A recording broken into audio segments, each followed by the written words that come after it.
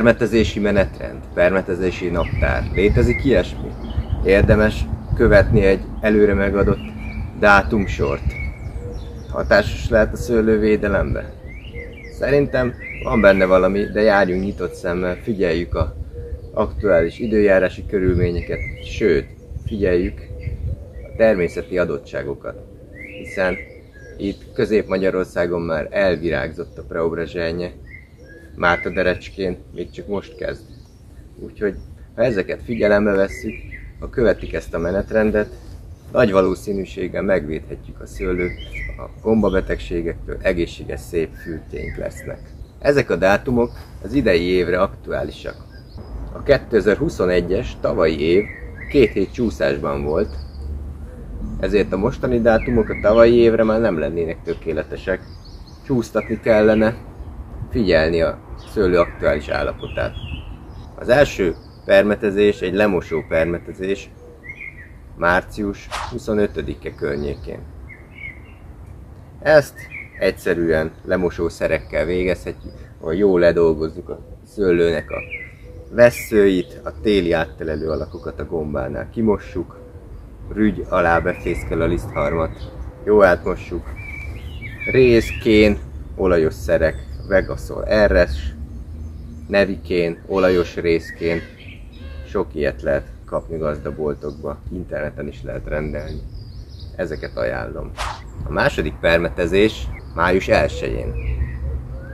Körülbelül 20 centisek a hajtások, 5 leveles állapotnak is mondják. Ekkor kell a lisztharmatot elkapni, mert ha nem csípjük el korai időszakba, akár már felszívódó szerrel, akkor akár a fürtünket, termésünket is elviszi. Nagyon egy kis alattomos gomba. Május 1-én használunk topászt, tivolit jettel keverve, és adunk hozzá atkára Vertimecprot, vagy Flumitet. Ilyen állapotban kell az atkát megcsípni, és akkor nem lesz vele bajunk egész évben. Nagyon gyorsan fejlődik ilyenkor a szőlő, május 20-a a virágzás előtti dátum, amit be kell céloznunk. Ilyenkor figyeljük meg a fürtöket, amikor kezdi már ledobni a sapkáit, akkor kell permetezni. Minél közelebb a virágzáshoz. De jó jelző, egy direktelmű Otello, Isabella szőlő is, még kicsit előrébb jár mindig, mint a hibrid ukrán fajták. Érdemes azt figyelni, ha van a kertben, amikor már virágzik, akkor mehet is többi szőlőre.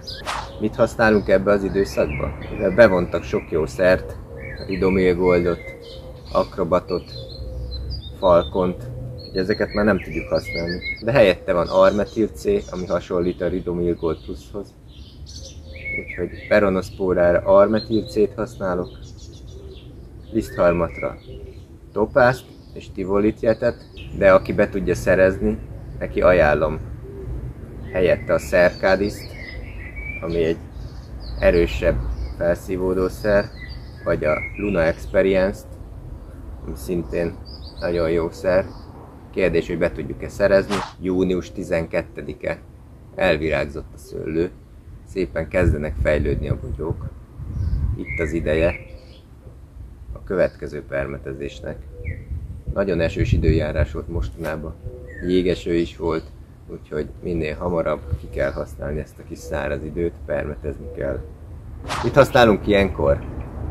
Könnyen beszerezhető szerek közül peronoszpórára Armetil C-t, vagy Kupfer Fuzilánt, esetleg Cabriotopot, lisztharmatra mehet a topász, karatánsztárral, vagy tivolitjettel, a szokásos kénnel. Akinek van esetleg zöld könyve, vagy kapcsolatai, ő használjon Delamprot, vagy Pergádót peronoszpórára, lisztharmatra pedig Cercadist, Luna Experience-t, vagy Folicur szólót, ezek mind nagyon jó szerek. Fürtnövekedéskor figyelnünk kell a rothadásra is, ami könnyen elkaphatja a bogyókat, ezért keverünk a mixbe switchet vagy choruszt. Ezzel elkapjuk a rothadást, főleg az olyan fajtáknál, mint a kispisvelesz vagy az Arcadia, ilyen tömött, fürtű szőlő, a belső könnyen elkezd rohadni. Ezért mindenképp adjunk a mixhez rothadásra is megfelelő szereket.